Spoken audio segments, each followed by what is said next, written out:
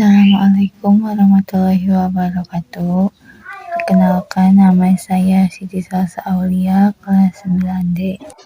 Nama saya Ulan Purnamasari dari kelas 9D.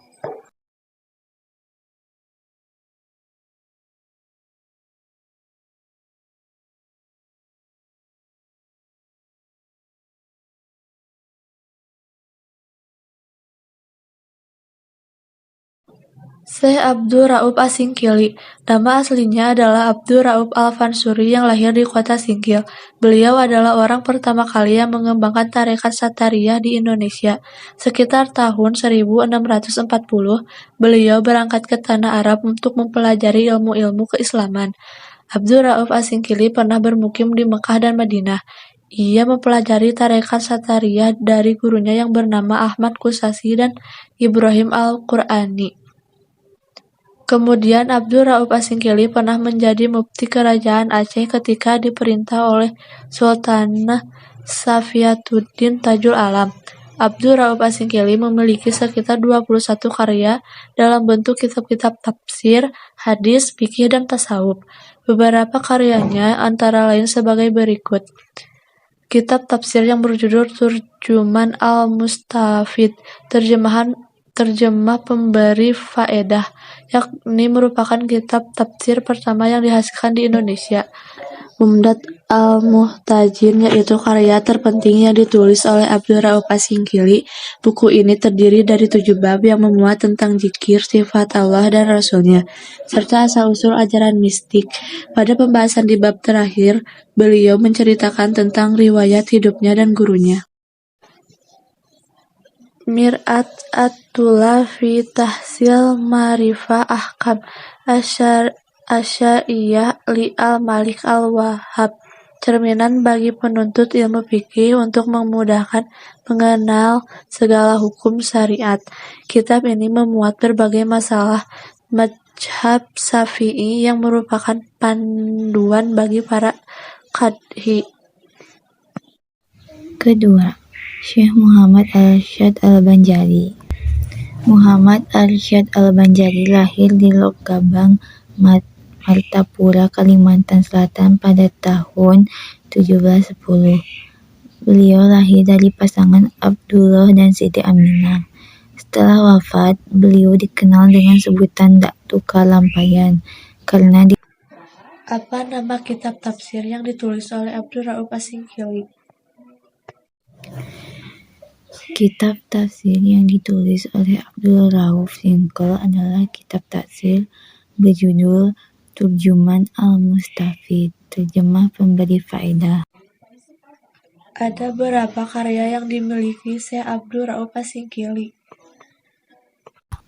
Memiliki sekitar 21 karya dalam bentuk kitab-kitab tafsir, hadis, fikih, dan tasawuf.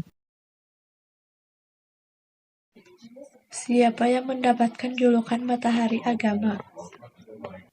Adalah Syekh Muhammad Arsyad Al-Banjari.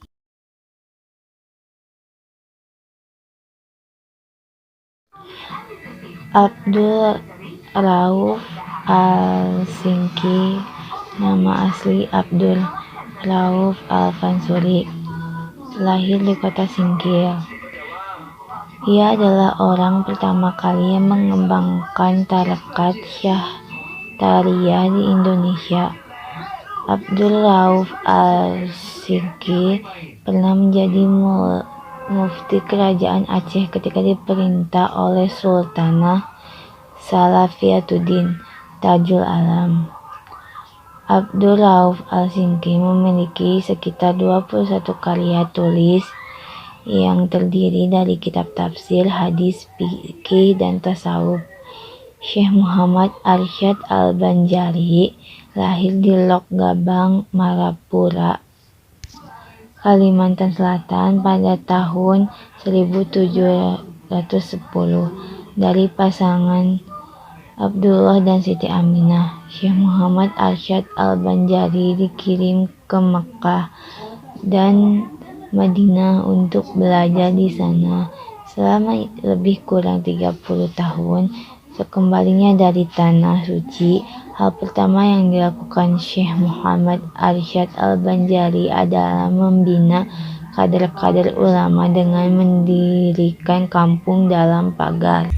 Muhammad Arsyad Al-Banjari lahir di Lok Gabang, Martapura, Kalimantan Selatan pada tahun 1710.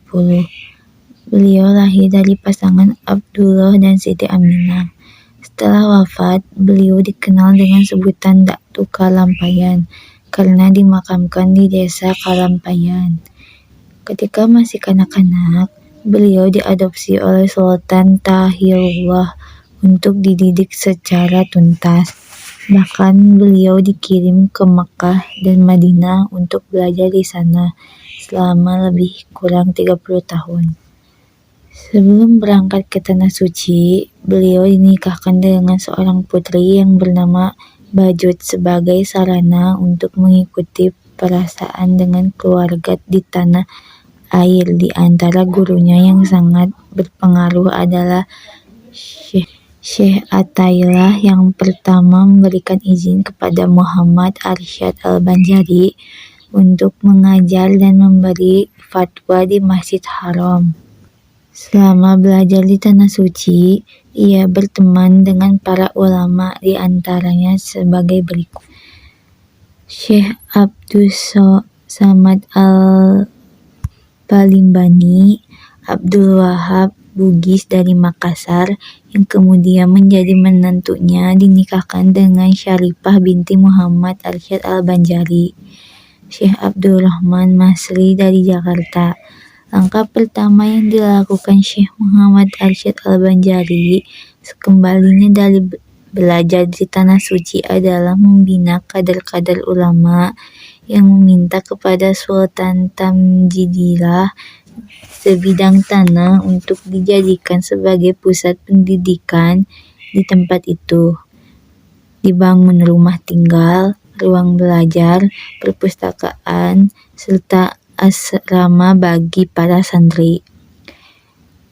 Berkat perjuangan keras beliau dengan dibantu menantunya, akhirnya pusat pendidikan tersebut ramai dikunjungi para santri dan berbagai daerah. Tempat tersebut hingga saat ini dikenal dengan nama Kampung Dalam Pagar.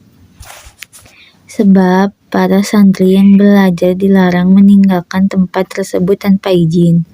Muhammad Arsyad Al-Banjari juga aktif menulis buku. Di antara karyanya yang terbesar adalah kitab yang berjudul Sabilul Muhtadin, Jalan Orang yang